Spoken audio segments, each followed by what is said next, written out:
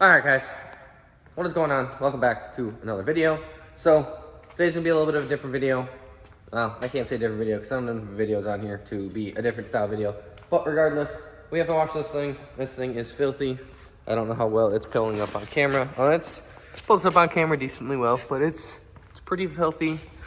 It is still currently snowing, but I'm just gonna bring it in, clean it all up, get it clean, get it fresh.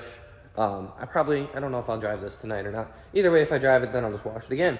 I want to keep up on washing it. As you guys can see, the back of it is pretty filthy. So the more I keep up on washing it, the better I am with everything else.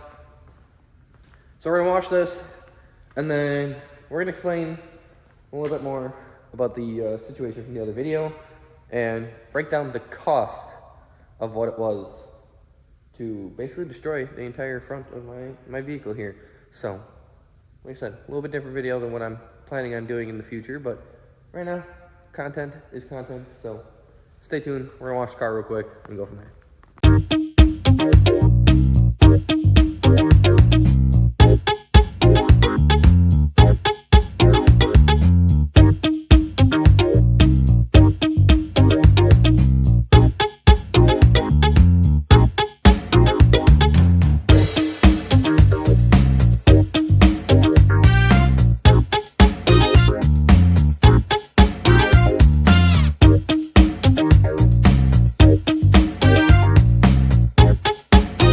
Alright, for any of those who just stayed and just watched me wash this car, just note that any of the washes that are probably going to happen in the next, couple months are not going to be that great. They're not going to be good.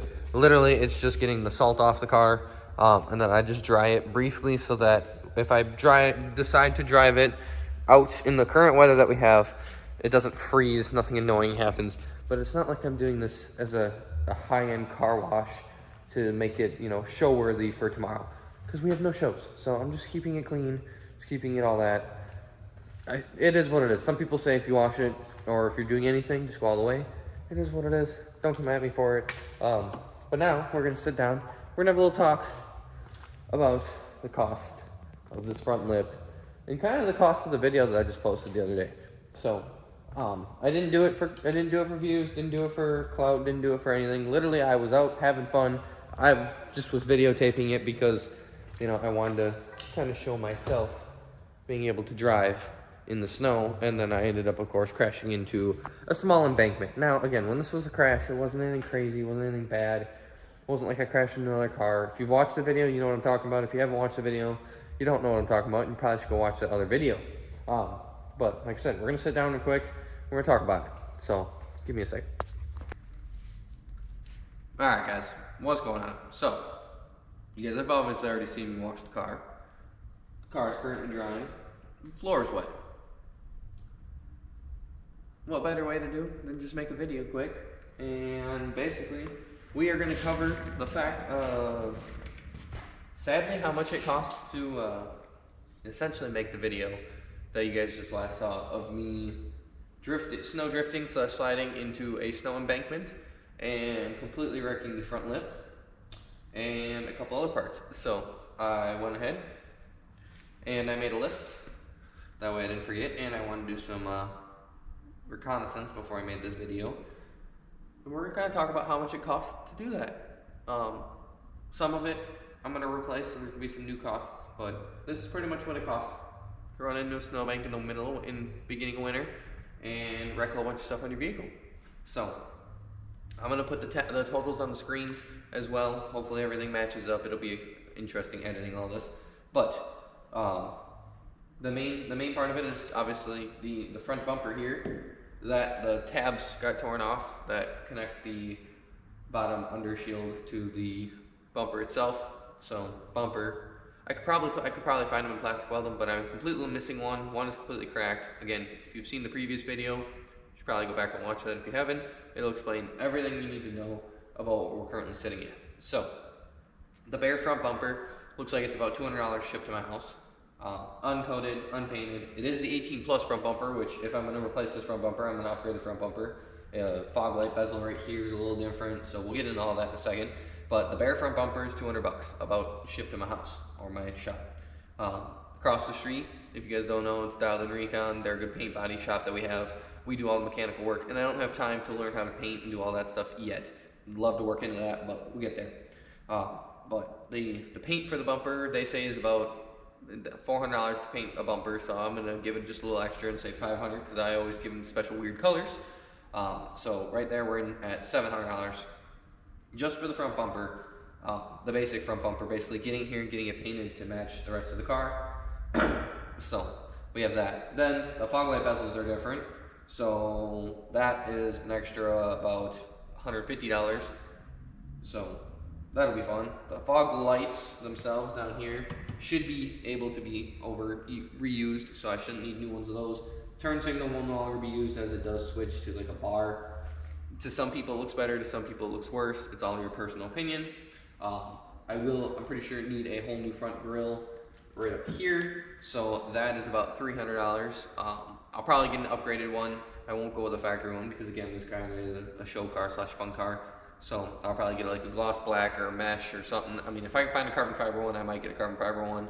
But if I continue to drive this car in snow, I probably want to back up so that I don't break the carbon fiber. Because if you didn't see earlier in this video, this thing was all full of ice in the front. And I have a feeling ice and carbon fiber don't go well together. So, moving on from there, as you guys saw in the previous video, again, everything's going to be related to the previous video. So if you haven't watched that one, please, please, please, I'm telling you, go back and watch it. It makes way more sense when we're talking about this video. Both front fender liners probably need to be redone. It's easier to buy them in a pair than it is just buy one. That one on that side is already ripped right where the intake is, and that probably should get replaced pretty quick because obviously I don't want water getting sucked up into my intake or snow or anything else. And I have a MAF sensor, so I'd like to get that covered up as fast as possible. And both fender wells, non-OEM, are $150. I think that's like shipped to my house. The front lip did go up in cost. I remember when it was like $150, that's the only reason I bought it. But if I want to do another J&A front lip, it was like $300, I'm pretty sure. But I think I'm going to upgrade my front lip when I do the front bumper. Or I'll probably just upgrade the front bumper or the front lip regardless. And it's like $300 to $400. So that is what it is. So the original bumper, or the original front lip, $300 if you were to buy it today, junked. New front lip, $400 if I buy it soon.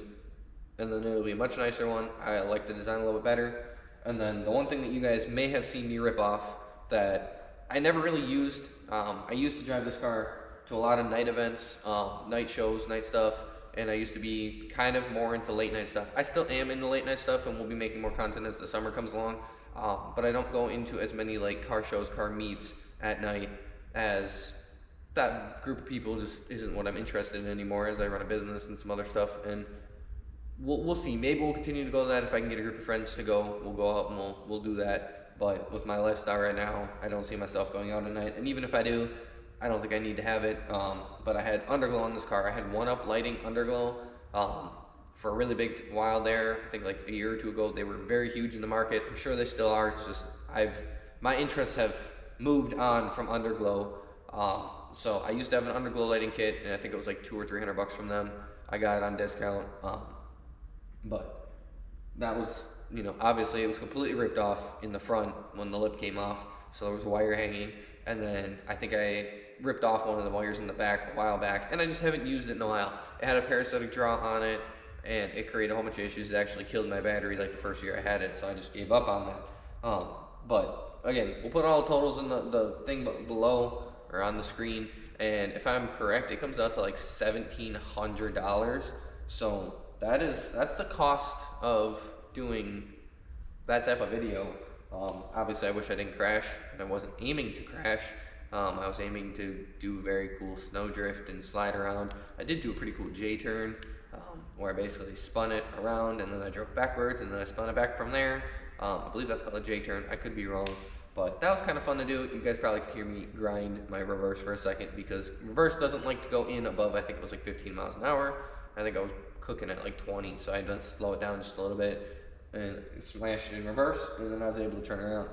So we're gonna switch to my phone now, because I think my phone gives me probably better video recording than this does. All right, so that is the cost breakdown of, obviously, this vehicle, ripping the front bumper, well, not ripping the front bumper off, but basically just shy of that.